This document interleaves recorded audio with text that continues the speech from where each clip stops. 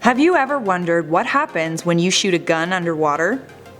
Just me? I mean, it can't be just me because you clicked on this video, so obviously you're at least a little bit curious. We've all seen characters in movies and television escape their enemies' gunshots and arrows by ducking into a body of water. But what happens when you actually shoot a gun underwater? What is the science behind it? That is the question we are asking right now on Life's Biggest Questions. Hello and welcome back to Life's Biggest Questions, the channel that asks the fundamental questions of life, and occasionally we answer them too. I'm Charlotte Dobre and I'm so elated to be your host for this video. If you're new here, why don't you hit that subscribe button, and if you're a returning subscriber, thank you again for spending a few more of your valuable minutes with us. Don't forget to stick around until the end of the video where we respond to some of your comments, even the mean ones. Now let's get into this question. So I know what you're thinking. Is it even possible to shoot a gun underwater? Well, yes, as a matter of fact, it is, but I can understand how you might have thought that it wasn't possible because, well, guns ignite. Ignite equals fire, and water kinda cancels out fire, doesn't it? Well, not with the case of firing a gun underwater. Gunpowder contains oxygen. Oxygen is one of the most important aspects of the firing process. Once you fire a gun, all that energy creates hot gases that launch the bullet out of the gun. The gun still ignites even if it's underwater.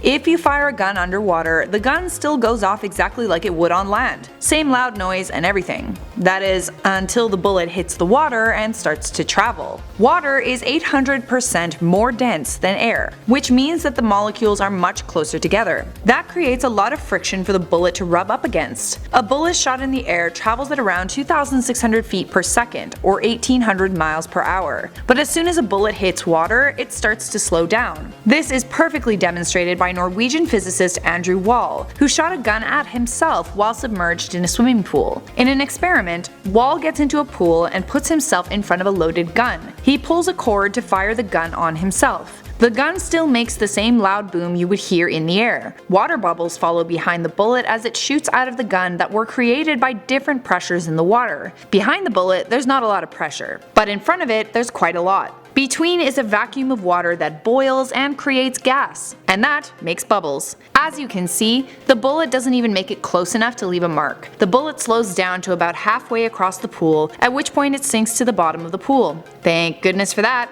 Even Wall looks relieved. He said in a YouTube video, "It's harder to create movement in water than air because molecules are closer together than air molecules. This creates a ton of resistance and the bullet can't travel very far or very long. When a bullet travels underwater, it will travel less than 2 meters or 6.5 feet before sinking. And as it turns out, it's not exactly easy for someone to fire a gun underwater." According to Andrew Toohey, former hospital corpsman for the US Navy, the pressure underwater from the blast of a gun feels like someone is punching you in the chest. Not pleasant. I mean, I don't really like getting punched in the chest. I don't know too many people who do, so yeah, not pleasant. The sound and pressure underwater can also be very intense, so putting your head underwater while you're firing a gun is dangerous and not something that he would recommend you do. So I'm not sure if you'll ever find yourself in this scenario, but if you're ever running from an enemy and you've got nowhere to run, if you're near a body of water like a lake or an ocean, jump in and start swimming, making sure you're completely submerged, because that bullet will never hit you. Well, there you have it. Hey, we actually answered a question. Aren't you proud? For now, I'm gonna wrap up this video with some comment features. Exxon said, "Long live LBQ." I stand this comment. The Mixture said, "Ever since I started being an LBQ fan, I have grown intellectually and I feel pretty smart. If it gets closed, I will go back to being that stupid boy who questions nothing." You should still question everything, even without Life's Biggest Questions. Anthony Rodriguez said, "Charlotte Dobre already died in Infinity War. I thought Iron Man saved us in Endgame. So are we cool with spoilers now? Has everyone watched it? By the way, I died in Infinity War, but that was a while ago, so hopefully you're cool with me saying that." That is it for me, and thank you for watching Life's Biggest Questions. If you like this video, you will love the playlist that's currently flashing on your screen. And don't forget to leave a like, subscribe, and turn on notifications so I can see you in a future episode of Life's Biggest Questions.